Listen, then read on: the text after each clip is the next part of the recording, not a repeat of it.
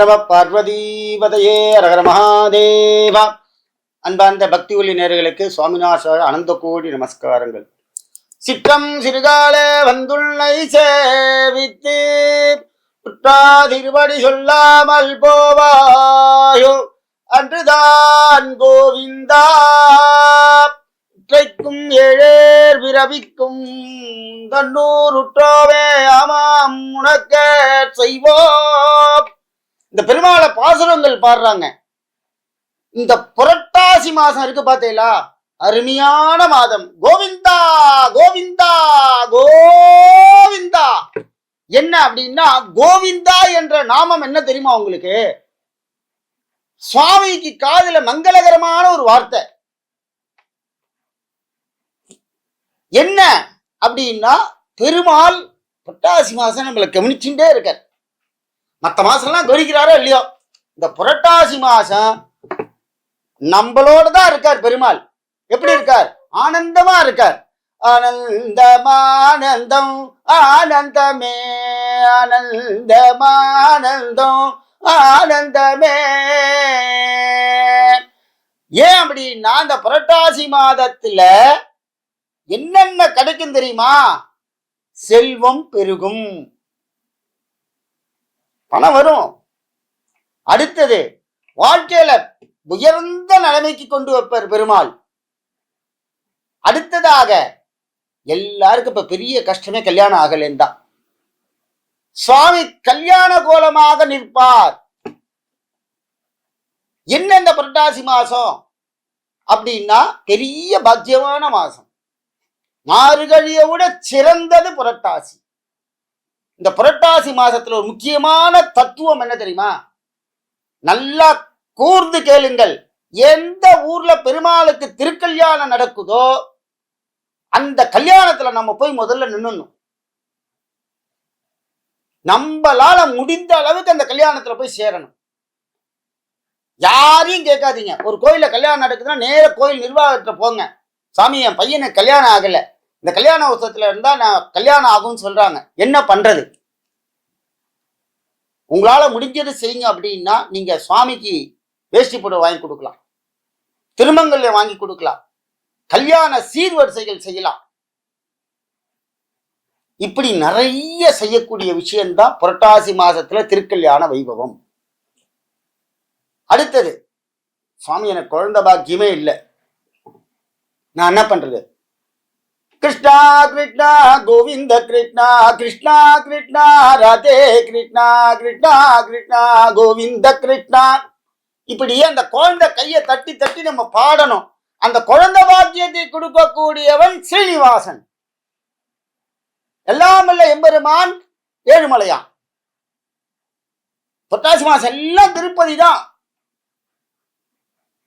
இந்த புரட்டாசி மாசம் ஆரம்பிச்ச உடனே நம்ம பெருமாளை விடக்கூடாது. ஏன்? திருக்கல்யாண வைபவம். இந்த திருக்கல்யாண வைபவத்தை எல்லா கோவிலையும் பண்ணுவாங்க. நீங்க பெருமாளுடைய திருக்கல்யாண வைபவத்துல தான் போய் கலந்துக்கணும். கண்டிப்பா நம்ம பார்ட்டிசிபேஷன் இருக்கணும் சார். அங்க போய் உட்காந்துட்டுலாம் வரக்கூடாது. சார், எங்க பொண்ணுக்கெல்லாம் கல்யாணம் ஆயிடுச்சு அப்படின்னா நீ நல்லா இருக்க வேண்டாமா? உனக்கு 60ஆம் கல்யாணம் பார்க்கணும், பேரம் பேத்தி பார்க்க வேண்டாமா? உன் கையில பேரன் துள்ளி குதிக்கணும். சரி, நான் நிறைந்த வாழ்வு வாழ்ந்துட்டேன் சார், யாரான்னு சொல்லுங்க. யாராலையும் முடியாது.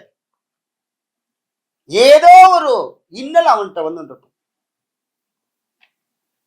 அடுத்ததாக, சார் நான் நல்லா படிச்சிருக்கேன், ஆனா நான் கடல் கடந்து வாணிபம் பண்ணணும், ஃபாரின்ல போய் வேலை பார்க்கணும். பெருமாளுடைய திருக்கல்யாண வைபவத்திலே போய் கலந்து கொள்ளுங்கள். சார், அங்க நான் என்ன பண்ணணும் அப்படின்னா, நான் வேலைக்கு போகணும், ஃபாரின் போகணும் அப்படின்னா, பெருமாளுடைய உற்சவத்துல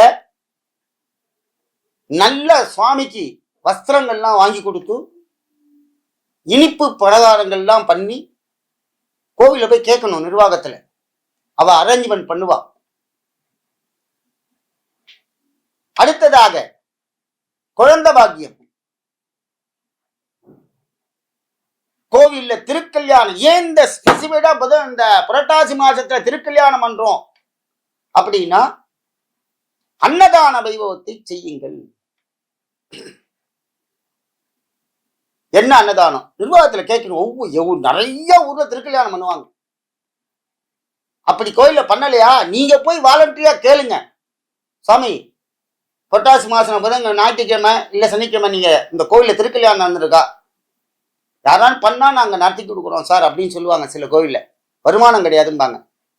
நீங்க எடுத்து செய்யுங்க. செஞ்சீங்கன்னா அந்த கல்யாண பாக்கியம் நமக்கு கிடைக்கும். குழந்தைக்கு என்ன பண்ணணும் சாமி அப்படின்னா, அன்னதான வைபவம். அன்னம் பாலிக்கும் தில்லை சிற்றம்பலம் எண்ணம் பாலிக்குமோ. சார், என் காலத்துல குழந்தை பிறக்கணும், நிறைய சொத்து இருக்கு, ஆனா வாரிசு இல்லையே அப்படின்னா, புரட்டாசி மாசத்துல பெருமாளுடைய திருக்கல்யாண வைபவத்துல அன்னதானம் பண்ணணும். அன்னதானத்தை விட சுவாமிக்கு நைவேத்தியம் பண்ணுவா. அதை நீங்க ஏத்துக்கிறேன்னு சொல்லுங்க. நிர்வாகத்துல சுவாமிக்கு கல்கண்டு சக்கர பொங்கல் புளியோதரை 6-7 ஐட்டம் அவ ஒண்ணுதான் பண்ணுவேன்பா. நீங்க சொல்லுங்க, நான் காசு தரேன், பெருமாளுக்கு நிறைய நைவேத்தியம் பண்ணுங்க. அந்த நைவேத்திய பிரசாதத்தை கொஞ்சோடு உங்களுக்கு கொடுப்பா. யார் தம்பதிகளோ அவள் குழந்தை பிறக்கலையோ அவள்கிட்ட கொடுங்க. அடுத்த வருஷம் நம்பாத்துல கிருஷ்ணர் வந்துருவார், பெருமாளே பிறப்பான், தாயாரே வருவா. அடுத்ததாக வீடு கட்டியிருக்கேன் சார், வீடு அப்படியே பாதியில நிக்குது, என்ன பண்றது? கல்லார்க்கும் கற்றவர்க்கும் கலிக்கின்ற கலிய நல்லோர்க்கும் தீயோர்க்கும் அருள்கின்ற சிவனே அப்படின்னு பாடுறாரு இல்லையா? யாருக்கா இருந்தாலும் பெருமாள் கை கொடுப்பான் சார். இந்த புரட்டாசி மாசத்துல மிக சிறப்பு திருக்கல்யாண வைபவம். சார், நான் மஞ்ச வேட்டி கட்டின்னு இருக்கேன், டெய்லி நாமம் போட்டு இருக்கேன், பெருமாளை கோவிந்தான்னு சொல்லின்னு இருக்கேன், எங்க வீட்டுல சனிக்கிழமை தழுவு போடுறோம், எல்லாம் போடுங்க. சுவாமி எங்க இருக்கார் தெரியுமா? சுவாமிக்கு பேர் என்ன தெரியுமா? நித்திய கல்யாண பெருமாள் என்று பெயர். திருப்பதியில நித்தியோஸ்தவம்.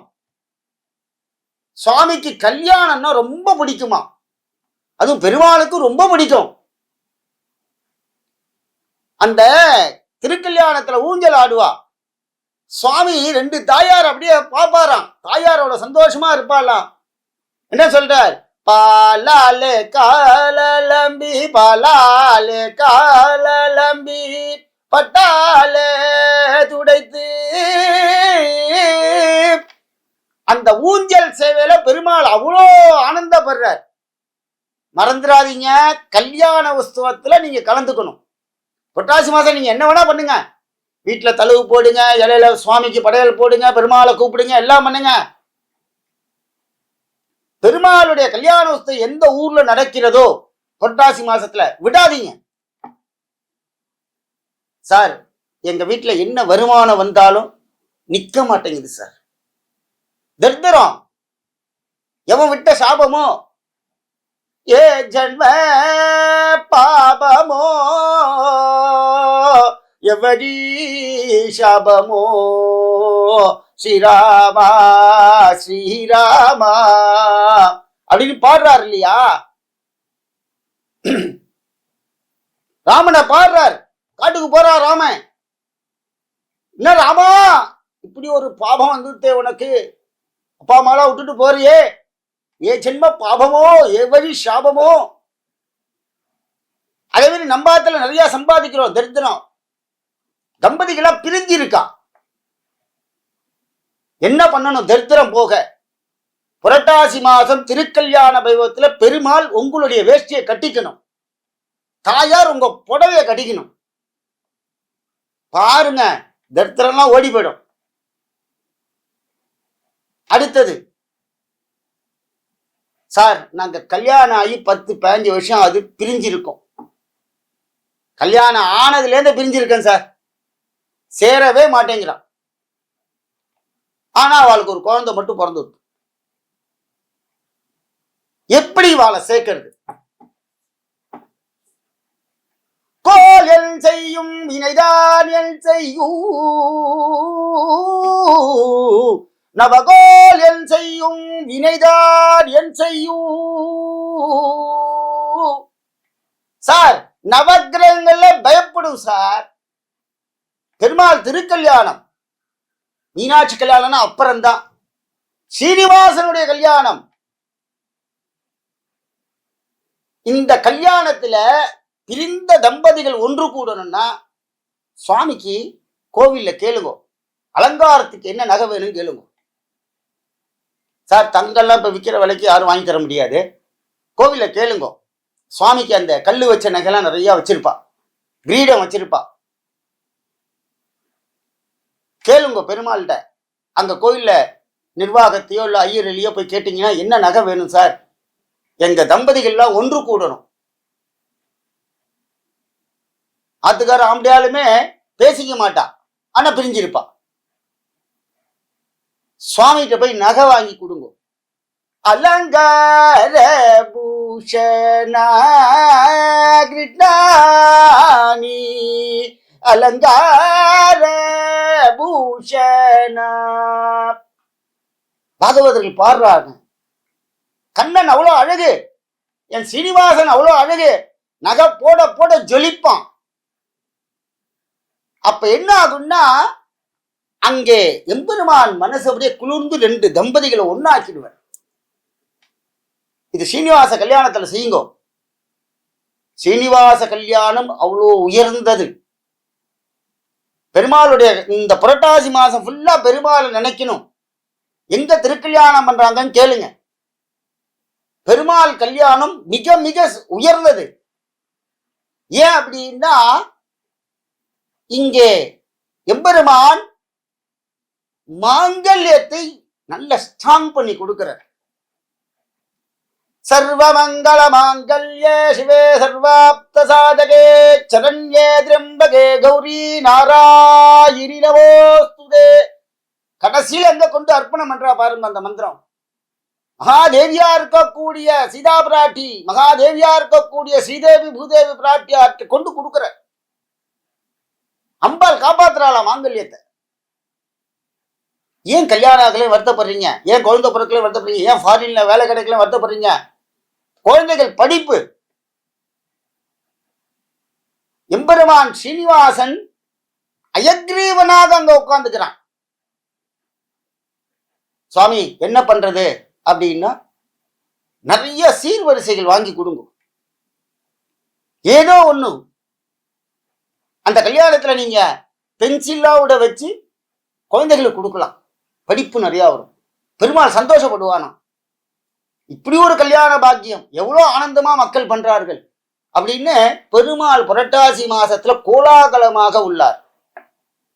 கிருஷ்ண பஜோ கோவிந்த கிருஷ்ண பஜோ கிருஷ்ண பஜோ கிருஷ்ண பஜோ கோவிந்த கிருஷ்ண பஜோ கிரிதாரி தாரு பஜோ ராதே கோவிந்த பஜோ அப்படின்னு பெருமாளை பாடுறாங்க. கோலாகலமாக இருக்கிறார் எம்பெருமான். ஆன்மீக நேயர்களே, மறந்து விடாதீர்கள், எம்பெருமான் ஸ்ரீனிவாச பெருமாளுடைய கல்யாண வைபவத்திலே கலந்து கொள்ளுங்கள். எல்லா கஷ்டமும் தீந்துரும். நான் எழுதி வேணாலும் தரேன் சார், நீங்க எப்ப வேணாலும் என்னை கான்டாக்ட் பண்ணலாம். பெருமாள் திருக்கல்யாணத்துல கலந்து கொள்ளுங்கள். கல்யாண பாக்கியம் நடக்கும், குழந்தை பிறக்கும், பையன் வேலைக்கு செல்வான், ஃபாரின் போவீங்க, வீடு கட்டுவீங்க, பொருளாதாரம் உயரும், வாழ்க்கையில் பல இன்னல்கள் நகர்ந்து திருத்தரங்கள்லாம் போயிடும் சார். ஆனா ஏதாவது ஒன்று கல்யாணத்தை பண்ணணும் சார். இப்போ உங்களுக்கு கல்யாண பத்திரிக்கை கொடுக்குறாங்க, நீங்க என்ன எடுத்துன்னு போறீங்க? மொய் கவர் எழுதின்னு போறீங்க. யாரான கல்யாணத்துல போயிட்டு ஒரு மொய் எழுதாம வருவாங்களா? நான் என்னுடைய ஃப்ரெண்டு தானே அப்படின்னு சொல்லிட்டு போயிடுவீங்களா? ஒரு 100 ரூபாயான கையில மடக்கி ஏழையா இருந்தா கூட அந்த பொண்ணு கையில கொடுத்துட்டு வருவாங்க. ஒரு கல்யாணம் பண்றது அவ்வளவு ஈஸி கிடையாது சார், அவ்வளோ கஷ்டம். அதே மாதிரி பெருமாள் கல்யாணம் பண்ணி பாருங்கள், அவ்வளோ சந்தோஷம் கிடைக்குமா. நம்பாது கல்யாணம் மாதிரி இருக்கும். கோயில போனா இருந்துடணும். கல்யாண உற்சவம் போட்டாலா போய் உட்காந்துடணும். என்ன செய்யணுமோ கோயில போய் உட்காந்து செய்யணும். பெருமாள் கல்யாணம் ஆகி சுவாமி உள்ள போற வரைக்கும் நம்ம எழுந்து வரக்கூடாது. நம்பாது கல்யாணம். பெருமாள் சந்தோஷப்படுவாராம். பாடுறா, என் குழந்தை எவ்வளவு நேரம் நான் எனக்கா உட்கார்ந்துட்டு இருக்கான், என் மாங்கல்ய தாரணம் நான் பண்ண போறேன். சீதா பிராட்டியா 2 பேருக்கும் மாங்கல்யம், சீதை பூதேவிக்கு. அவ்வளவு ஒரு சந்தோஷம் பிறக்கும் நம்ம மனசுல. அதனால எல்லாரும் இந்த புரட்டாசி மாசத்துல பெருமாளை வழிபடுங்கள். கல்யாண உற்சவங்கள்லாம் கலந்துண்டு வீட்டுல தழுவு போடும்போது பெருமாள்கிட்ட வேண்டிக்கிங்கோ. பெருமாள் இந்த கோவிந்தாங்கிற நாமம் அவருக்கு ரொம்ப சந்தோஷமா கேட்கக்கூடிய பெரிய மந்திரம், மங்களகரமான மந்திரம். இந்த கோவிந்த நாமத்துக்கே அவ்வளோ சக்தி உண்டு. அதனால்தான் பிறந்தாலும் இறந்தாலும் கோவிந்தா என்று சொல்கிறோம். பெருமாளுடைய நாமத்தை என் காதுல கேட்டுட்டே இருக்கணும்.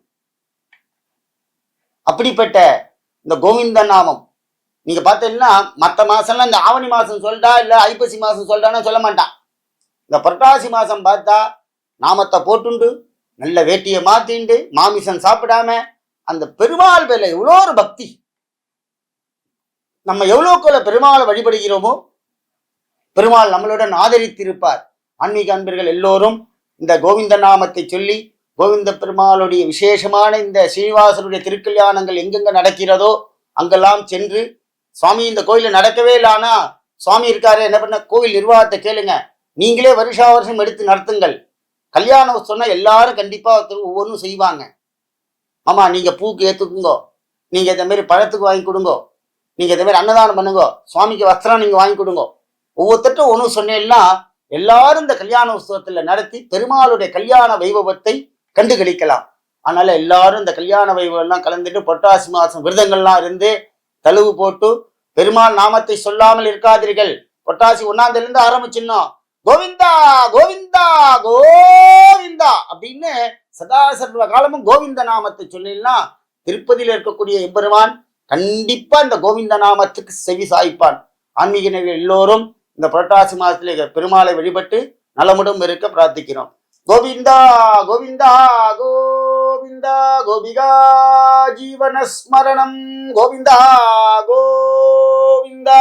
நாராயண நாராயண நாராயண நாராயண நாராயண நாராயண நாராயண நாராயண நாராயணா.